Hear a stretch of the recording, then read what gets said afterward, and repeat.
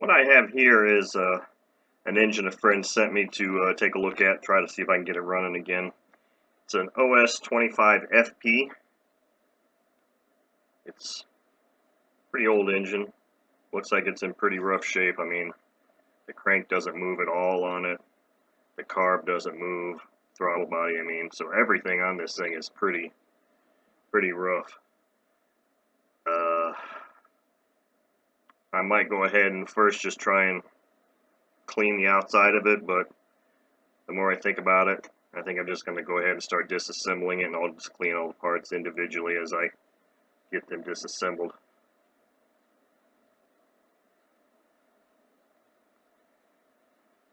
So we'll take this off and we'll see what we have here. See if I can actually get to the screw on here.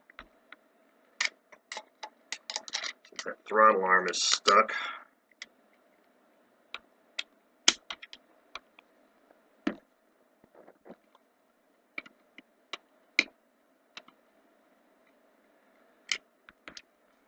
One side screw out.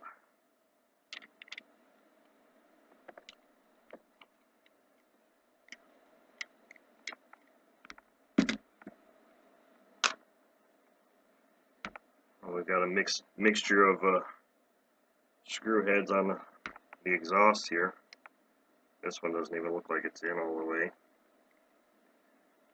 Luckily, it doesn't feel like it's seized up, but it clearly isn't the right. I think it's pretty mangled. Looks like it wanted to be a cross point, and now it's more of a slotted.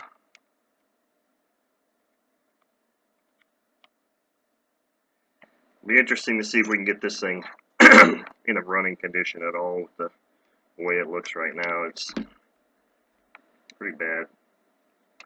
Maybe a lost cause, but we'll see.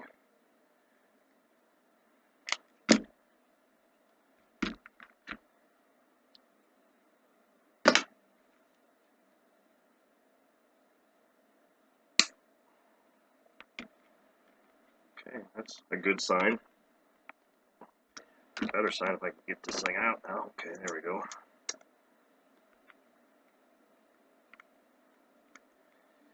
Yeah, so obviously the previous owner, whoever run this last, thought it leaked too much here because it's got a bunch of garbage RTV, red RTV, sealing the exhaust up.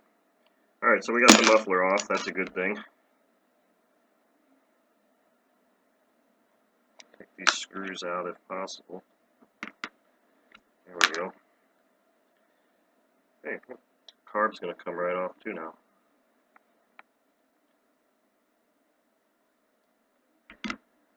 Seeing as this carb is pretty frozen up, I think what I'm going to do is I've got a container of some really old 25% fuel that I don't ever use. I mean, it's still in good shape, but probably just soak it in this fuel and see it for a while and see if that'll kind of free that up. I'm going to go bring that in the house, and I'll probably bring it in here and start soaking a bunch of these parts in that. So here's that little container of, I think it's 25% Omega, Morgan's Omega fuel. I don't know where I got the jug from, but it was sealed up, and it seems to be like you could use it. I don't run 25%, but to me it looks like this would be a good thing to just kind of soak some of these parts in and see if it starts to free them up.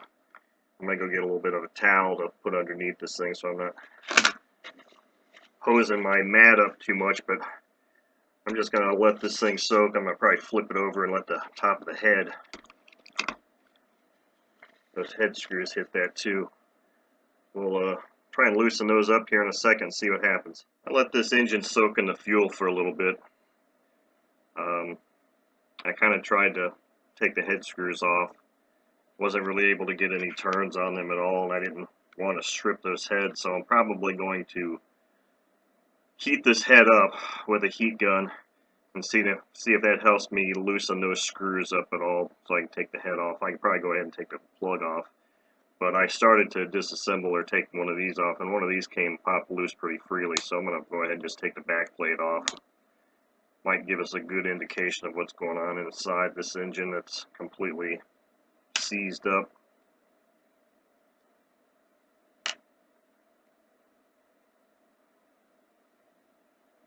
Hopefully this back plate will just come right off. I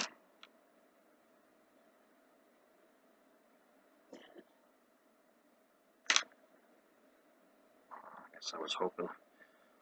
Oh, there we go. Okay, there we got it. Ooh. Yep, there's fuel residue in there from my soaking. Absorb that.